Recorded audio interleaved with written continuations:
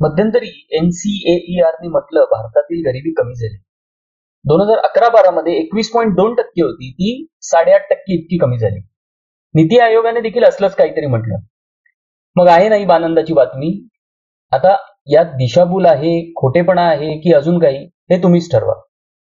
त्यांची गरिबी किंवा दारिद्र्याची व्याख्या काय, तर शहरी भागात दिवसाला 33 रुपये आणि ग्रामीण भागात दिवसाला 29 रुपये यापेक्षा कमी कमवत असतील तर गरीब.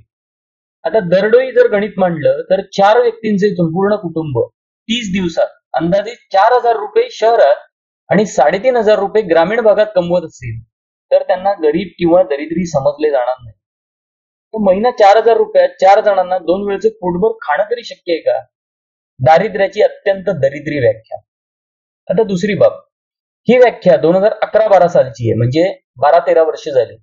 12 वर्षांपूर्वीचे पेट्रोलचे भाव, गॅसचे भाव, भाजीपाला, अन्नधान्याचे भाव आणि पगार आठवा. तेवढेच आहेत का? मग साहजिक आहे की नाही दरिद्री लोकांची संख्या कमी होणार.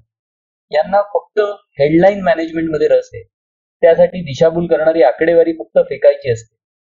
उदाहरण बघा, 2.5 किलो पेक्षा कमी वजन असेल तर त्या बाळाला कुपोषित असं समजलं जातं. आता जर तुम्हाला कुपोषणाचा आकडा सुधारायचा आहे म्हणून जर वजनाचीच मर्यादा 2.5 किलोवरून 2 किलो केली तर आकडे सुधारलेले दिसणार की नाही? तापाच्या साथीत उपचार करण्यापेक्षा 101च्या वरच जर शरीराचं टेम्परेचर असेल तरच ताप समजायचा, असं जर म्हटलं तर ताप असणाऱ्यांची संख्या कमी होणार की नाही? अनेक ठिकाणी असलेच निकष वापरत मीडियात बातम्या चालवून फक्त चमकोगिरी केली जाते.